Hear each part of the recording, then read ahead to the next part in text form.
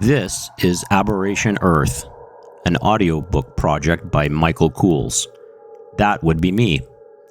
It's a science fantasy tale set in a distant fictional future. I wrote this story to entertain friends and family, and with some encouragement, I've decided to share it with a wider audience. I hope you enjoy. Chapter 1. Merrick. Merrick Ventrulis stabbed the needle through the flesh on the bicep of his right arm, pulling the attached thread along behind it, repeating the process several dozen times as he cinched the split skin back together with a grunt of discomfort. Ignoring the pain, he hurriedly stitched his wound while beads of sweat ran down his face and dripped from his prominent chin, the perspiration coming from the heat that had nearly seared him only minutes before when a great beast, who had ambushed him most unexpectedly, had released from its wide-open maw a jet stream of molten flames.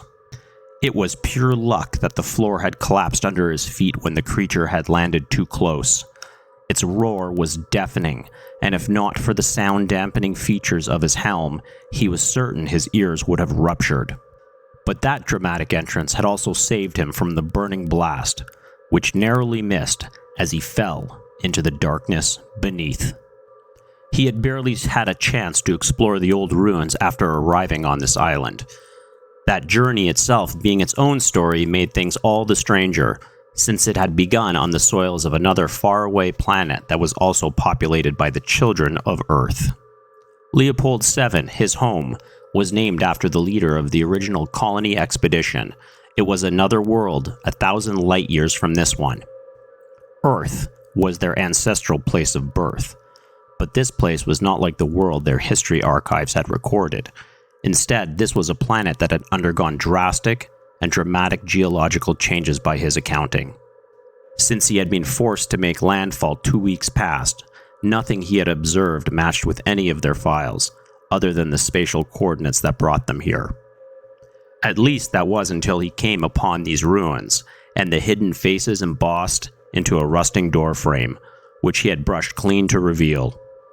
That symbol he recognized from the expansive history of the human race, preserved in their digital archives, which generations of his fellow settlers, including himself, had studied comprehensively, being a subject introduced to those at the youngest ages and incorporated into their regular education curriculum. Every citizen was well versed, even at a basic level, and those who pursued more advanced studies, such as Merrick and the expedition members he had traveled with, were likely the most knowledgeable scholars in that field. It was a requirement of the mission. Their ability to identify artifacts, writings, or other finds that they might come across was imperative, establishing a historical chronology and determining approximate dates that would follow naturally.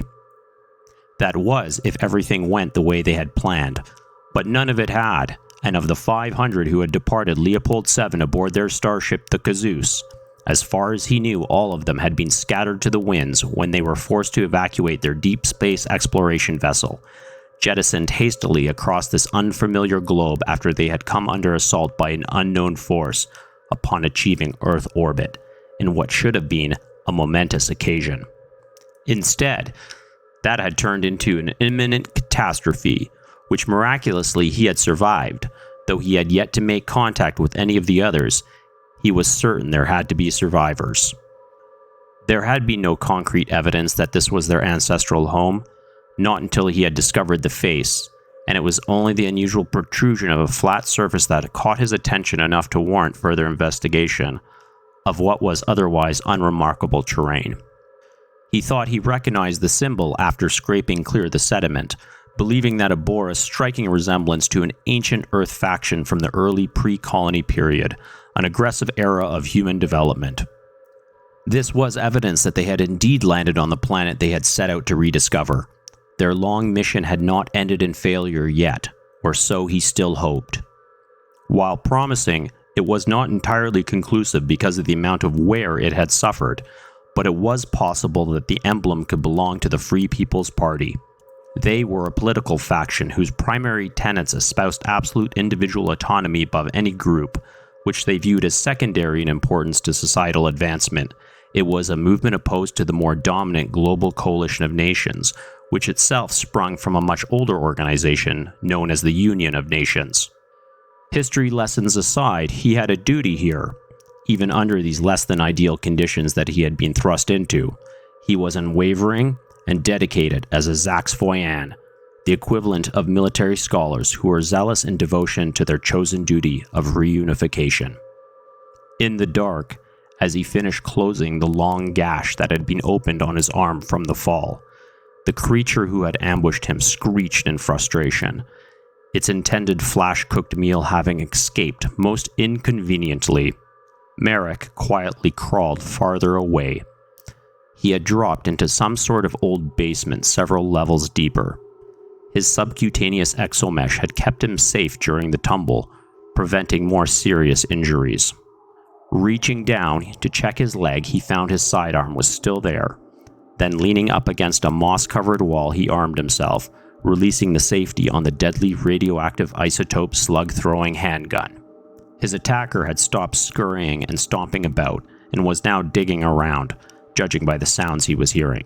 He could see some light at a distance to his left.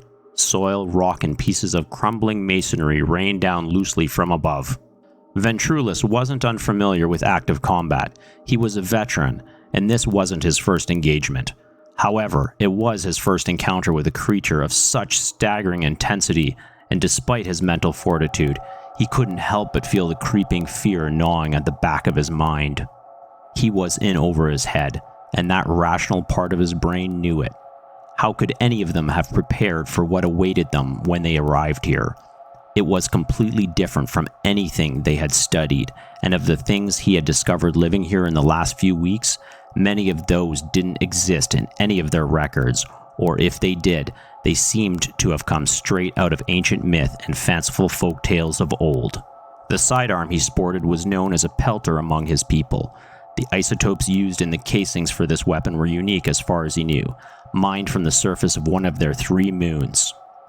They remained inert until impact, at which point the contents within the shells would undergo full radioactive meltdown instantaneously, producing a tremendously deadly eruption of energy and heat in a contained and directed manner, punching forward as they hit, and usually blowing messy holes through whatever the target happened to be. It wasn't his only offensive weapon, just his most convenient one. Of greater importance was his ocular combat simulation microchip implanted at the back of his eyeball. Interfacing directly with the nerve endings there, it interacted with his brain, feeding simulated visualizations of potential real-time outcomes. It afforded him a platform to optimize a path to maximum success. Climbing out was relatively easy. The enhanced strength he possessed was the result of 2 elements: the higher gravity of the colony world itself, and then the fine exoskeletal frame surgically fused within him, making him physically many factors greater than any descendant specimen existing on this planet. The mesh laced throughout his body was originally used for deep space work, to handle weightless yet oversized objects in an environment without air or gravity, but it had been repurposed by those in the Reunification Project for a wider range of utility purposes which were better suited to the Zaxfoyan warriors they produced. Scanning his surroundings, he let the microchip do its job, and in no time he had a map of his immediate area being projected directly into his brain. He knew exactly where he was and where he needed to go to get out.